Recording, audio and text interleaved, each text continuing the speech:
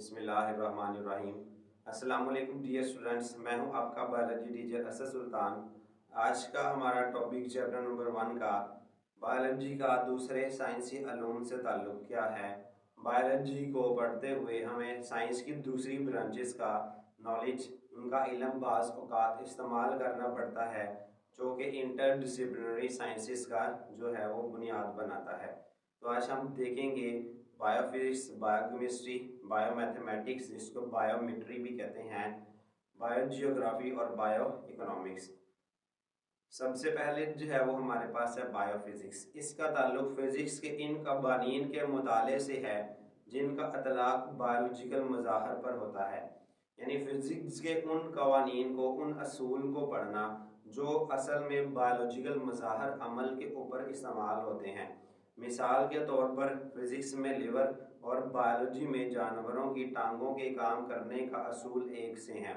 जिस तरह फिज़िक्स के अंदर आप देखें तो ये इसको लीवर या जो सीसा झूला होता है, उस तरह का लीवर जो है हम क्या करते हैं, किसी भी इसकी एडजस्टमेंट, इस पॉइंट की एडजस्टमेंट करते हुए हम एक कम फोर्स के साथ ज़्यादा वज़न भी उठा सकते हैं। नॉर्मली जब हमें बहुत भारी चीज़ कहीं से सरकानी हो या उठानी हो तो हम कोई एक लंबी सी रॉड लेकर, ठीक है, और एक जो है वो कोई ईंट या कोई भी पत्थर लेकर या कोई भी ऐसी सॉलिड चीज़ लेकर उसको हम जो है वो रॉड को, ठीक है, उसके नीचे सहारा देते हैं और हम ईंट रख के उस रॉड के नीचे उस बड़े से पत्थर को या उस बड़े से सामान को सिरका लेते हैं।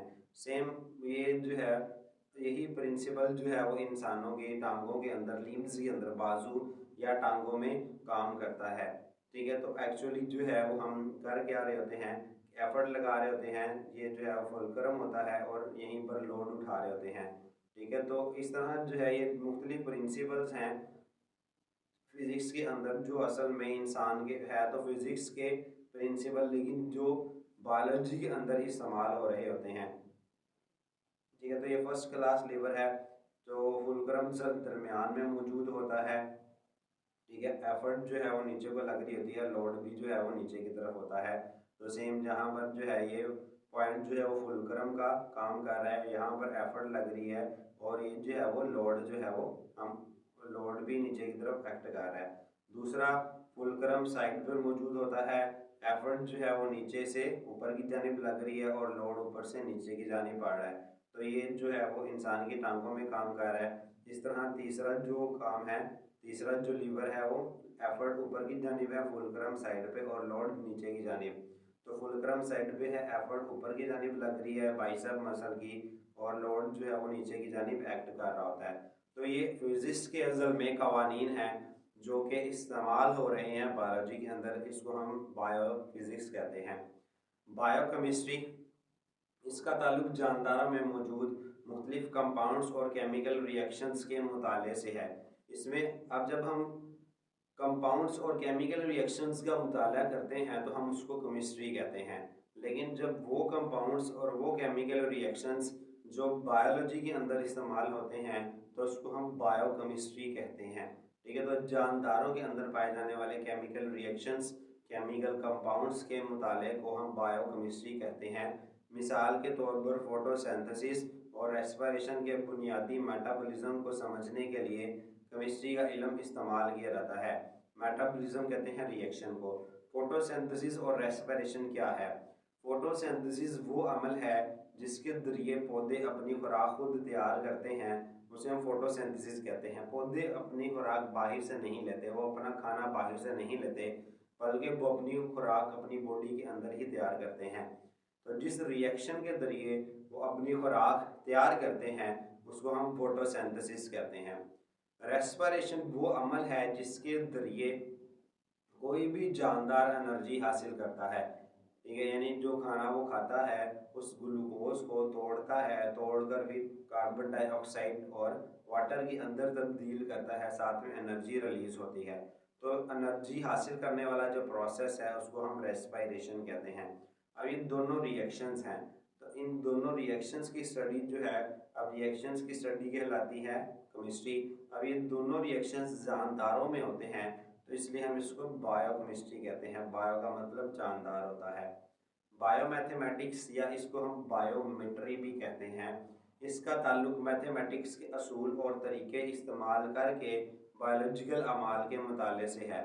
अब इसमें बायोलॉजी को, जब हम बायोलॉजिकल अमाल का, बायोलॉजी के अंदर बहुत से कामों का मुताला कर रहे होते हैं तो हमें मैथ के असूल और तरीके इस्तेमाल करने पड़ते हैं, उसे बायोमैथमेटिक्स कहते हैं।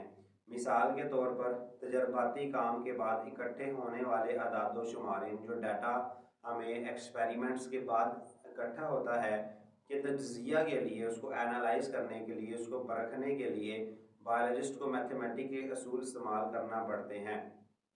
चैप्टर नंबर 2 में हम इसको देखेंगे कि एक्सपेरिमेंट ऑफ ऑब्जर्वेशंस के बाद जो डाटा इकट्ठा होता है उसको एनालाइज करने के लिए हमें मैथ के असूल जो है वो स्टैट्स के असूल इस्तेमाल करने पड़ते हैं, जिसमें हम रेशो यानी डिवीजन और प्रोपोर्शन यानी इक्वालिटी वगैरह को स्टडी करेंगे। तो इसे हम नाम देते हैं बायो मैथमेटिक्स। बायोजियोग्राफी, इसका ताल्लुक ज़मीन के मुख्तलिफ जोग्राफियाई हिस्सों में जानदारों की स्पीशीज़ की मौजूदगी और फैलाव के मुताले से है। यानी ज़मीन के मुख्तलिफ जोग्राफियाई हिस्सों में, बायो का मतलब होता है ज़िंदगी, जियो का मतलब ज़मीन, ग्राफी का मतलब होता है तकसीम, ठीक है। तो यानी ज़मीन के मुख्तलिफ जोग्राफियाई हिस्सों में जानदारों की जो स्पीशीज़ हैं वो कहाँ कहाँ मौजूद हैं और वो कहाँ कहाँ फैली हुई हैं, इसके इल्म को हम बायोजियोग्राफी कहते हैं। बायोजियोग्राफी के ज़रिए मखसूस जोग्राफियाई इलाकों की खसूसियात के इल्म को इस्तेमाल करके वहाँ पाए जाने वाले जानदारों की खसूसियात का तयन किया जा सकता है।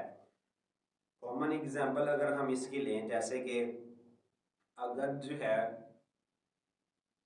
मैं आपसे कहूँ कि एक जगह या एक मुल्क जहाँ पर सारा साल बर्फ़ पड़ती है, वहाँ के लोगों का जो रहन सहन है वो इमेजिन करें।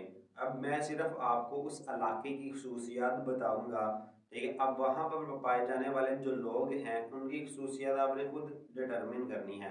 तो आप जाहिर है यही सोचेंगे कि वहाँ के जो लोग हैं वो गर्म कपड़े पहनते होंगे, ठीक है, गर्म खुराक खाते होंगे, ऐसी चीज़ें खाते होंगे जिनसे जो है वो गर्म रहें, ठीक है। तो अब मैंने वहाँ के लोगों का रहन सहन आपको नहीं बताया, आपको सिर्फ उस इलाके की खसूसियात बताई हैं।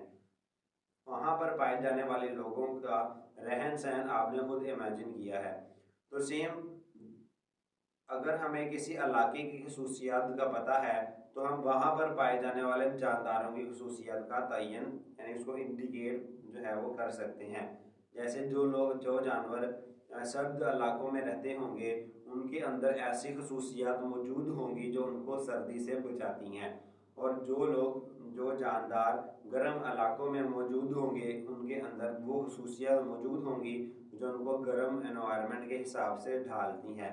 तो हम किसी भी इलाके की खसूसियात को मालूम करते हुए वहाँ पर पाए जाने वाली खसूसियात का इल्म जो है वो हासिल कर सकते हैं। बायो इकोनॉमिक्स, इकोनॉमिक्स माशी लिहाज से, पैसे के लिहाज से, नफ़ा या नुकसान के लिहाज से, इसका ताल्लुक माशी हवाले से जानदारों के मुताले से है। यानी हम जब जानदारों को स्टडी करते हैं मुनाफे या नफ़ा या नुकसान के लिहाज से तो उसे हम बायो इकोनॉमिक्स कहते हैं। मिसाल के तौर पर बायो इकोनॉमिक्स के ज़रिए गंदम की फसल पर लगाए जाने वाले सरमाया और उसकी कीमत फ़रोख्त का हिसाब करके नुकसान या नफ़े का तयन किया जा सकता है। कि फॉर एग्ज़ाम्पल एक किसान ने गंदम की फसल लगाई है, उसका जो उस पर टोटल लागत है, टोटल खर्चा उसके जो है वो 10 लाख आया है। अब वो सेल कितने की होती है, बिकती कितने की है, तो उसमें से उसको माइनस कर कर हम जो है वो देख सकते हैं कि उसका नुकसान हुआ है या नफ़ा हुआ है। तो इसको हम नाम देते हैं बायो इकोनॉमिक्स। यानी किसी भी जानदार की स्टडी करते हुए हम जो है वो नफ़े या नुकसान को कंसीडर करें, उसका ख्याल रखें, तो उसको बायो इकोनॉमिक्स कहा जाता है।